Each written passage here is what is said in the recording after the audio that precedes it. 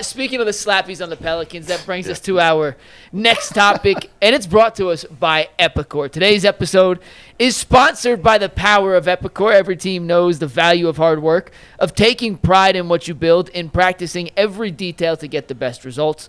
But no one player, no matter how amazing, can do it all alone. Working together makes getting the win easier. At Epicor, the all-stars are the hardworking manufacturers and distributors who create and deliver the things we all need, from aerospace to electrical to medical devices.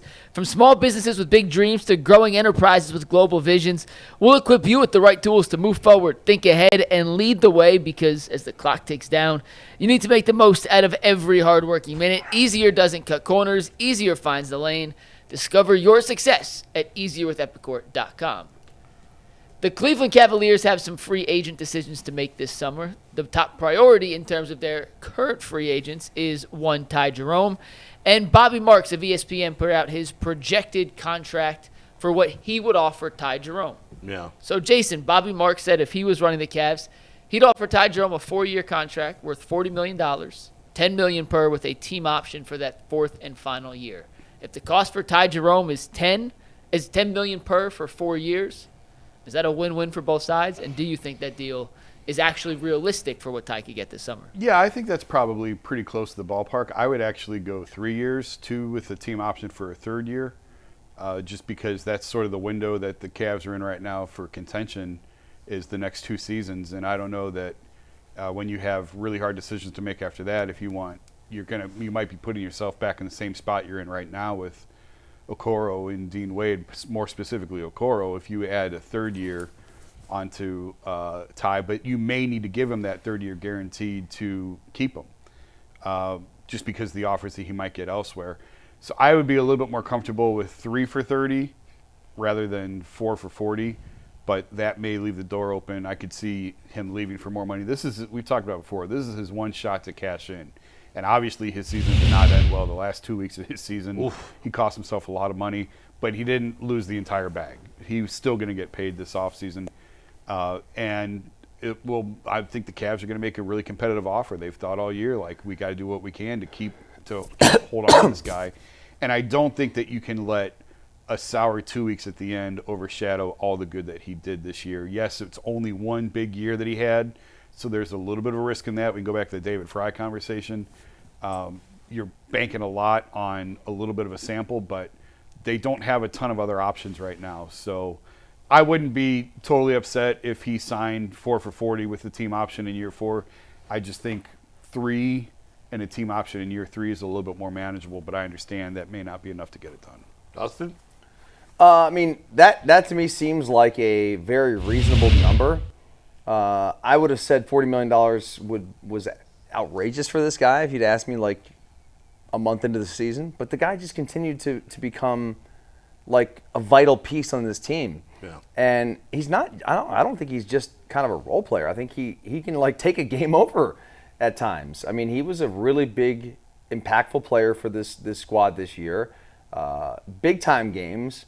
When guys were out with injury or what have you, or even when guys just had off nights, he would step up. So I think you definitely need this guy on the team going forward.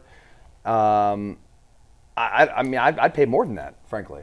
Well, I should have mentioned, obviously, the penalty implication, $1 is worth $6. Luxury tax? Yeah. So, well, you know all that shit. I don't know any of that stuff. I mean, I hate the NBA salary cap stuff. $10 million this year. Next year is actually more like, I think it's $60 million. Okay. That comes out of Dan's pocket.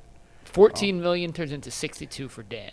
Dan, so I don't know Dan what likes to spend. He don't care. I mean, I don't know what the 10 would be. Well, But you only care 14 if to it means he stops spending. Well, I'm just saying. I mean, Yeah. obviously, no, we don't care. Yeah. But if they don't do it, that's a pretty valid reason Right, why. right. Do you want to spend $60 million on Ty Jerome this No. year? but what's $20 million if it helps you win a title? Like, come on. I mean, although that money is nothing to him, really, right? I mean, $60 million is still $60 million. no, not if you're a billionaire. To these guys, and not it's still and Jason, if you're Dan Gilbert, don't you want to win a title without LeBron? absolutely 1,000% yes. And you're not taking the money with you. Yes, but and again, like, yeah, I would pay it. But I totally get, like, if somebody called me and said, You really think we could spend $60 million? Like Dan will justify spending $60 million on Ty Jerome?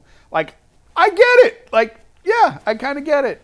If you can find a better option on a league, but they can't though, right? Because they can't spend that money on somebody else. It would have to be a league minimum guy.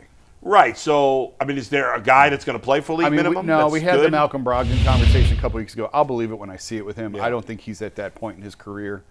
I'll believe it when I see it. So, yeah, I mean, it's a tough spot. Yeah. So what was it, 4 for 40? I mean, with a team option for the final year. So really 3 for 30. Correct. 3 for 30 with an option 10 for. 10 yeah, but I mean, look at the guaranteed. Throw the option out. Yeah, the guaranteed's 3 for 30. Okoro got 3 for 33 last summer. Ty Jerome this past season was better than ever in any Okoro season. Significantly. Yeah. So it would be a very comparable deal to what Isaac got. Right. So it's, It's a TJ McConnell deal, by the way. That's the exact contract TJ McConnell signed. 4 for 40. Yeah. Except one guy has come through in the playoffs, the other guy did not. I mean, McConnell's also been in the league forever. Yeah, that's true. He's been, how many years has McConnell been in the league I believe this is his 9th or 10th year. Well, Jerome's he's been in the league 4 or 5 years, yeah, right? But he hasn't played. Well, I mean, McConnell's played. Right, because he's better. Okay, but everybody. This is his 10th season. Yeah. So they'll probably do it. Listen, I admitted this yesterday before we had the whole conversation about Mobley and Darius Garland. And then we get into that after. Everything with me for the Cavs is colored with my anger for the whole franchise right now. That's obvious. And that is factoring into everything I'm saying. I'm trying to be fair as always. You had a wasted year, man. You were locked into the regular season. You thought they were going to be something, and they were not. Right. I think the whole team's a fraud besides Donovan Mitchell. And I just don't see so let's get to Evan Mobley. They get Ty Jerome, because who cares? It doesn't really matter. Ty Jerome doesn't matter. He's not. By the way, just my 2 cents, he's worth $10 million. Is he worth 60? To Jason's point, if Dan Gilbert decided not to, but you're not getting a better player than Ty Jerome on a vet minimum, so, I would give him that deal. I mean, they have without him, who the hell's on their bench? It's Craig Porter Jr. is your backup guard. Yeah. Like, that's about it. So. And I mean, Jalen Tyson's probably going to get an opportunity anyway. Yeah.